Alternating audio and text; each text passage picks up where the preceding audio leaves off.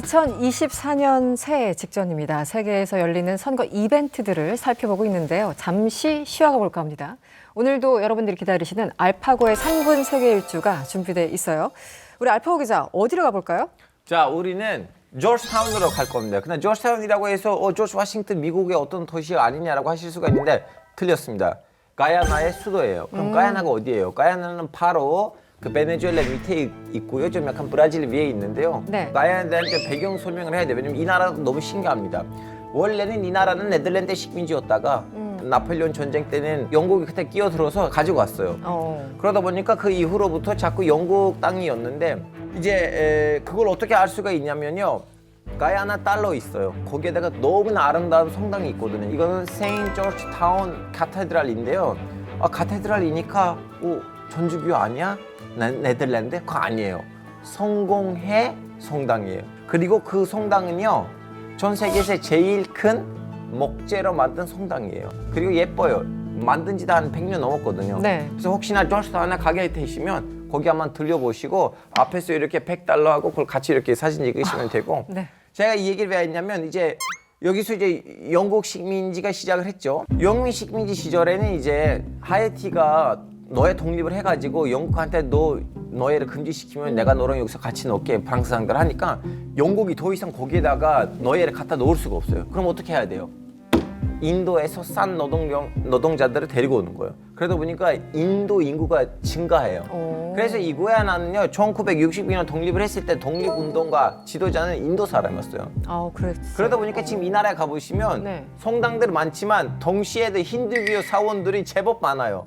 자, 하나 소개를 해드리자면 라타 크리시나 마디리라는 그 사원이 있는데 가보시면 예뻐요. 그리고 또 깜놀, 지금 대통령 무슬림이에요.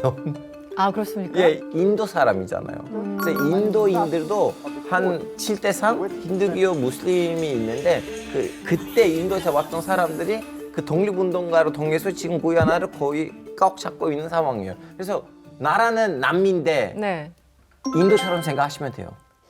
지금 알파고 기자 얘기를 듣고 가야나라는 국가에 대해서 좀 이해를 하려고 했는데 더 복잡해졌어요. 이거는 나의 매력이에요.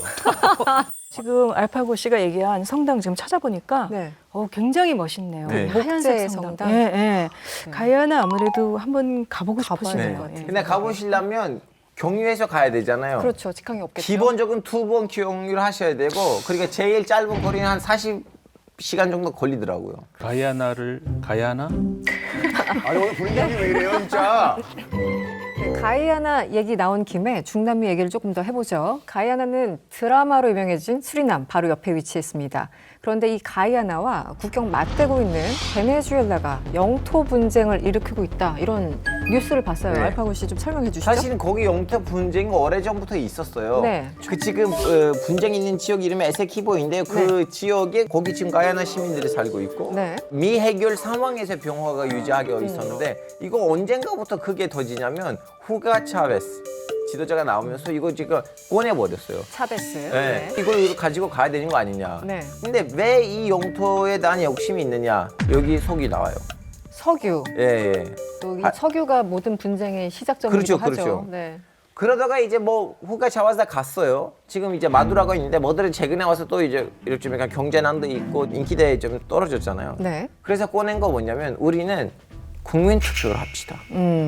국민 투표를 들고 나왔어요. 네. 우리 국민 투표 내용이 뭐냐면 그건 우리 땅 맞지라는 식으로 5개 질문으로 국민 투표를 돌렸는데 근데 문제가 뭐냐면 그 국민 투표를 거기 있는 사람들도 참여해야 될 거 아니에요? 네. 그럼 국내에서 국민 투표를 했고 그리고 반대 세력에서도 자꾸 뭐라고 하니까 참여율이 그렇게 높지는 않았어요. 그 투표율이 이제 실시가 되면서 문제가 일어났고 없기를 바라지만 군사 충돌이 일어날 수도 있어요.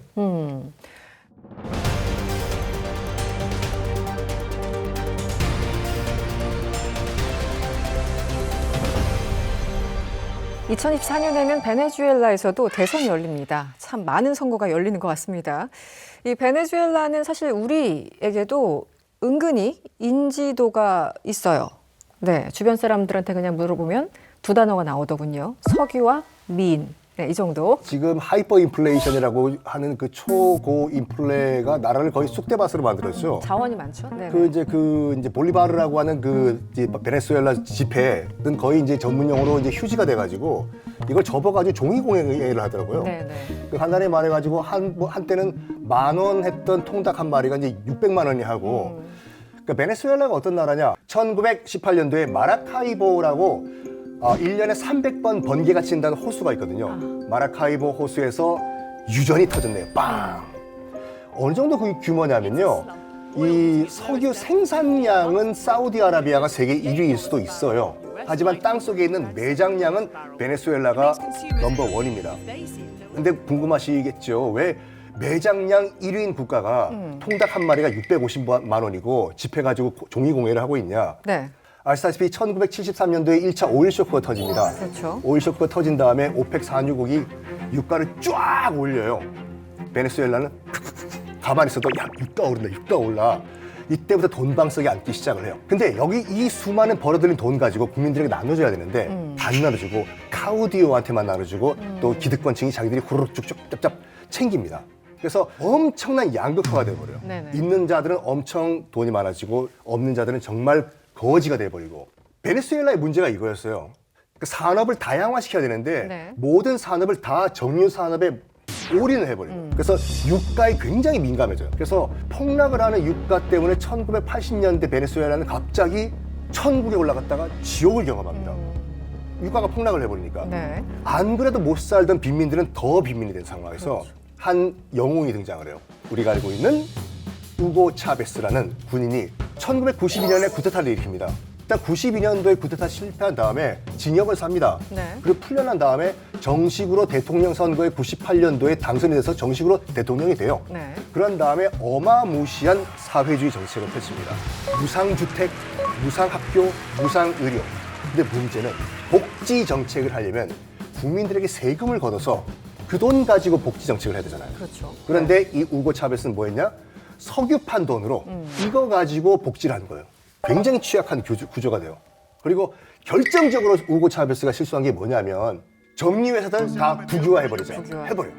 근데 미국이 떠난 정유회사 누가 고쳐 이걸요? 정유 시스템이 무너지면서 뭐가 되냐? 기름이 땅속에 있어도 팔 수가 없는 상황이 됩니다. 간단하게 말씀드리면 이때부터 베네수엘라는 폭망의 길을 걷습니다. 근데 여기서 죽어요. 후고 차베스. 자기가 만들었던 문제를 자기 해결하고 죽었어야지. 암 걸려가지고 2013년에 죽어요. 근데 네. 후계자였던 마두로 현 대통령이 뭐냐면 트러크 운전사예요, 그분이. 그러니까 차베스보다 한 발 더 나간 이만했거든요. 마두로가. 나는 차베스를 신처럼 존경한다. 예, 한 발 더 나가고 있어요. 네. 그래서요, 소장님. 네. 이제 과거 얘기 쭉 다 해주셨어요. 이제 선거지 않습니까? 네. 근데 우리는 과이도라는 사람의 그 이름도 많이 들어본 것 같아요. 지금 네. 현직 마두로 대통령 그리고 그 경쟁자가 후안 과이도죠. 이게 좀 복잡한데 설명을 좀 해주시죠. 지금 정리를 앞서 해주신 것처럼 차베스 이후에 후계자로 마두로 대통령이 들어섰는데 차베스 없어지기만 기다리던 이 서방 국가들이 드디어 없어졌다는데 또 이제 후계자로 마두로가 또 들어오고 보니까는 더한 것 같기도 하고 이거 안 되겠다 제거해야 된다 뭐 이런 거에서 이 사람이면 한번 우리가 밀어줄 만하다. 그리고 이제 과이도 같은 경우에도 친서방 성향이 있고 그러니까는 미국이 중심이 돼가지고 이제 공식적으로뿐만 아니라 비공식적으로 굉장한 어떤 작업을 소위 말해서 걸었죠.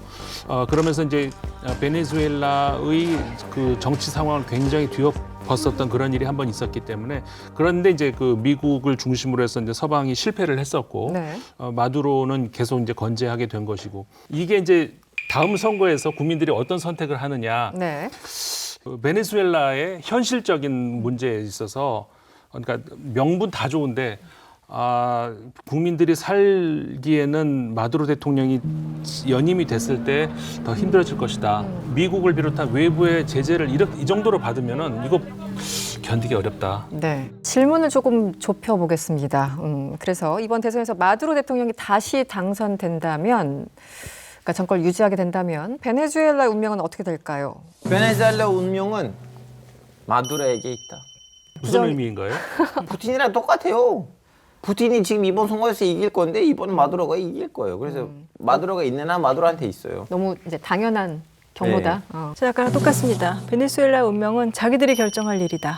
마두로의 장단점 그런 걸 다 떠나서 정치 못하고 있죠. 굉장히 문제 많죠. 근데 어쨌든 그 나라 일은 그 나라 사람들이 알아서 하게 밖에선 좀 놔뒀으면 좋겠다라는 바람이 있습니다. 네. 베네수엘라의 운명은 제발 좀 산업 다원화 좀 하십시오. 석유에 올인을 해버리니까 유가의 나라의 운명 왔다 갔다 하지 않습니까? 뭐 여러 가지 뭐 좀 다원화를 좀 해주십사 하는 바람입니다. 베네수엘라의 운명은 한 발 앞에 있는 현실부터 좀 접근을 했으면 좋겠다.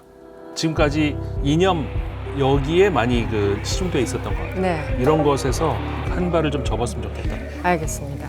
지금 각 대륙에서 벌어지는 선거 하나하나가 우리에게도 직간접적인 영향을 미치니까 여기에 대해서 좀 관심을 가져야 될 것 같습니다. 그리고 사실은 저희가 나중에 시리즈로 다룰 얘기긴 한데 그래도 그냥 가기는 조금 서운하니까 미국 대선 얘기를 살짝 해볼까 합니다. 트럼프가 일단 대선 경선 후보로 나올 수 있는 겁니까? 구정 기자님?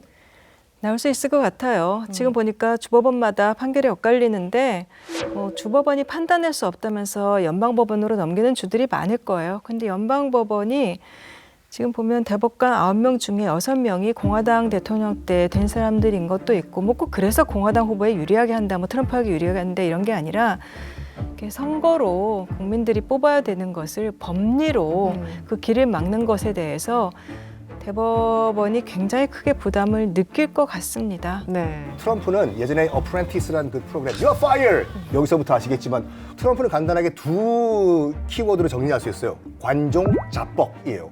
그러니까 이런 그 미디어에 노출이 되면 될수록 더 자기는 기쁜 거예요. 그렇죠. 콜로라도뿐만 아니라 네바다, 아리조나도 더 소송 걸라고. 왜냐하면 그럴수록 자기가 이른바 희생자 코스프레를 할 수가 있거든요. 지지자를 더 결속시킬 수가 있고 분명히 대선에 나올 겁니다. 사실 트럼프 전 대통령이 후보가 될 경우에 공화당이 불안했던 것이 중도 이 측면을 어떻게 하나 이거였잖아요. 근데 최근 여론조사를 보면 가파르게 니키 헤일리 전 유엔 대사가 상승하고 있습니다. 네. 과거에는 뭐 30% 이상 차이가 났는데 10%대 이제는 한 자릿수까지도 쫓아왔어요. 네. 이게 이제 앞으로 어떻게 될지 모른다는 것이죠. 이 니키 헤일리 후보가 더 올라갈지 예비 후보가 네. 아니면은 그 소위 그 진짜 핵심 정말 지지층들이 더 트럼프 전 대통령으로 붙을지 이거는 현재까지는 알 수가 없지만 공화당 입장에서는 그 알턴 속이 지금 이제 됐다 이제는 뭐 트럼프 아니면 뭐 헤일리 있다 대체제가 있다. 대체제가 충분히 있다. 네. 오히려 니키 헤일리가 나오면은 그 바이든을 이길 가능성이 높다는 여론조사도 나오고 있어요 지금. 여성인데다가. 예, 네. 여러 가지로 지금 그 중도층 확산성도 있고 공화당 입장에서는 지금 트럼프 대통령이 나와도 좋고 뭐 안 나오면 더 좋고 좀 이런 입장이다. 알겠습니다. 2024년 새해 세계 곳곳에서 열리는 선거에 대해서 이야기를 해봤습니다. 마치 세계 여행을 다녀온 느낌인데요. 여러분은 어떠셨는지 궁금합니다. 세계인들은 과연 어떤 선택을 하고 또 그런 선택들이 앞으로의 역사의 흐름을 어떻게 바꿀지 우리 함께 지켜봤으면 좋겠습니다.